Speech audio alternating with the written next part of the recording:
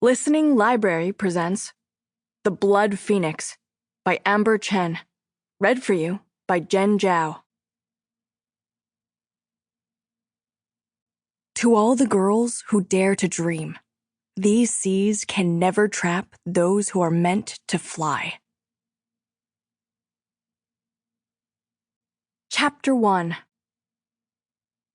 Wouldn't it be nice to spend forever accompanied by the silence of the seas? The thought floated through Ying's mind as she lounged inside her tiny vessel, a bubble-like capsule big enough for one, staring through the Yuanmu glass window at the schools of fish swimming by. Down here, there was no ruckus from playful children or irate market vendors, no whirring of airship propellers or horns from docking ships, not even the cry of a condor or the rushing of waves against the shore. Just peace. Silence. She found herself yearning for such pockets of quiet these days, which was why she'd sped up work on her latest creation, affectionately nicknamed the octopus.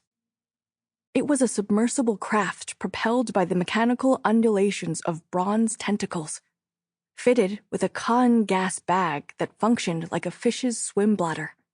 From afar, it looked exactly like its namesake, a giant golden octopus.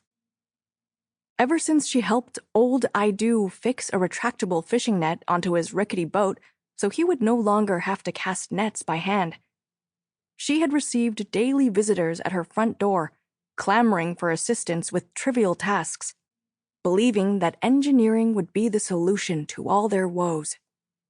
For the most part, Ying was happy to help, but the constant fuss that invaded her life also meant that she barely had space to think, or to indulge in haw candy. She took a large bite out of the candied fruit on its bamboo skewer, letting the sweet and sour flavors explode in her mouth. Best haw candy across the 9 aisles. Unfortunately, such tranquility was destined to be short-lived. Moments later, the very important guests that she had been waiting for showed up in a burst of whitish sea foam, kicking up a cloud of bubbles with their graceful tails. A pod of bearded seals out on the hunt, not expecting that today they would be the hunted. Through the glass, she saw someone waving at her from another octopus, trying to catch her attention. He pointed down at the vessel's control board, signaling that it was time for them to conduct their test. "I've barely made it halfway through my candy," Ying grumbled. Reluctantly, she tossed her skewer aside, focusing on the myriad buttons and levers in front of her. Maneuvering a wooden control shaft, Ying carefully repositioned her vessel so it was facing the approaching herd. Then she pulled down the periscope and peered through the glass, her index finger readied upon a button the size of a Wei Qi piece. 1, 2, damn! A harpoon fired from the concealed hatch on the neighboring octopus, its glinting silver tip completely missing its mark. The frightened seal herd scattered. Glaring out through the Yuanmu window, she pointed one accusatory finger at her incompetent companion, then reached for the lever that controlled the vessel's gas bladder, shoving it down to inflate the sack. The octopus slowly rose, eventually bursting through the water surface. She steered the golden orb toward the shore, popping open the exit hatch and hopping out once she hit land. Clutching a coarse rope, she dragged her octopus over to a makeshift wooden shelter a little farther up the shore, where a neat row of 3 other orbs sat in wait. "Ying, I'm sorry." A tall young man with a healthy bronze tan and nimble limbs clambered out of his own vessel. Dragging his octopus along the sand, he jogged to catch up with her, the long braid on his half-shaven head bobbing as he went. "It was an accident. I know I should have waited for your cue, but my finger slipped. I really didn't mean to mess things up," he apologized. "I already said that you didn't have to come with me." "It's safer that way. The seas are unpredictable."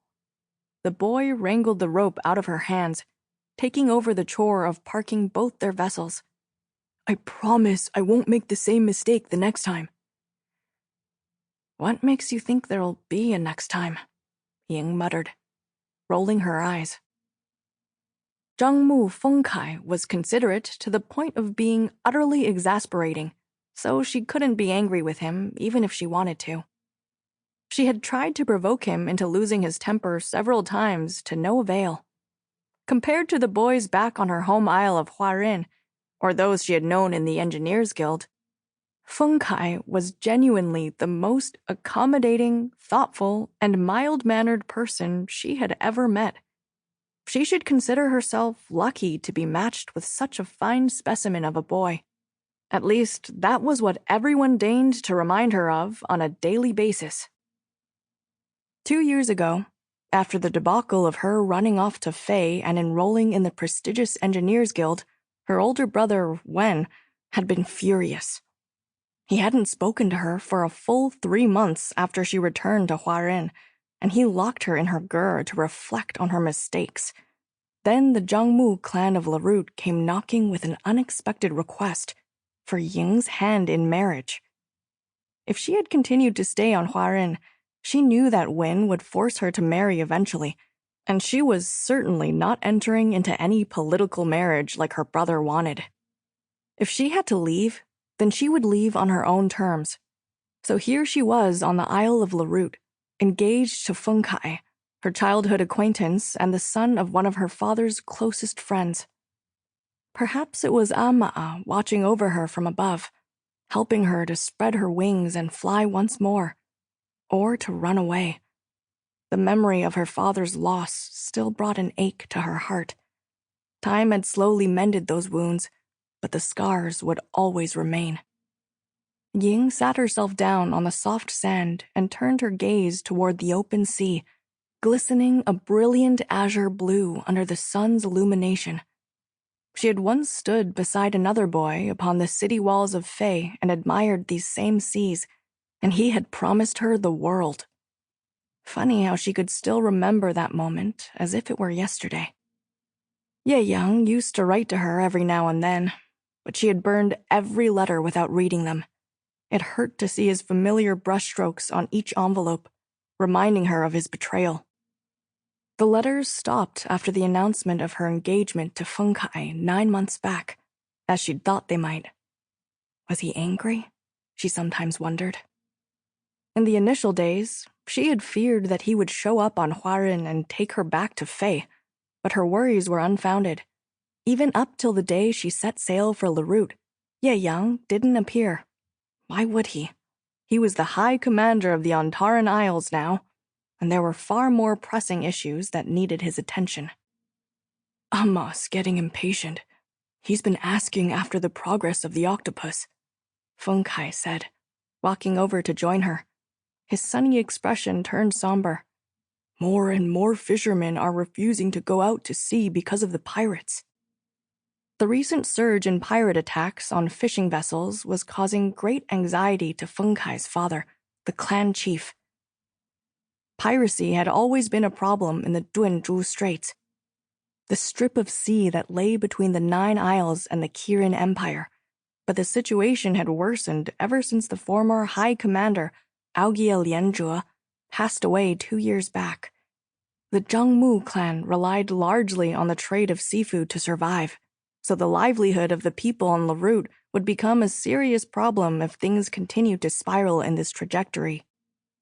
I've already told him many times that the octopus isn't going to solve his problems, Ying replied, wrinkling her nose in disdain. It can't even catch a seal, much less pirates. Could we not fit some sort of defensive weaponry onto them? Something that could help us buy time for our boats to escape if there's an attack. She could hear the hopefulness in Fengkai's voice, optimistic as ever. He sat down beside her and began tossing stray seashells into the water. You think too highly of me, she said with a sigh. We don't have the materials to build anything beyond a fishing harpoon. And even if I did have all the resources of the Engineers Guild at my disposal, I still wouldn't be able to build something that could make a dent on a demon's blade. Sample complete. Ready to continue?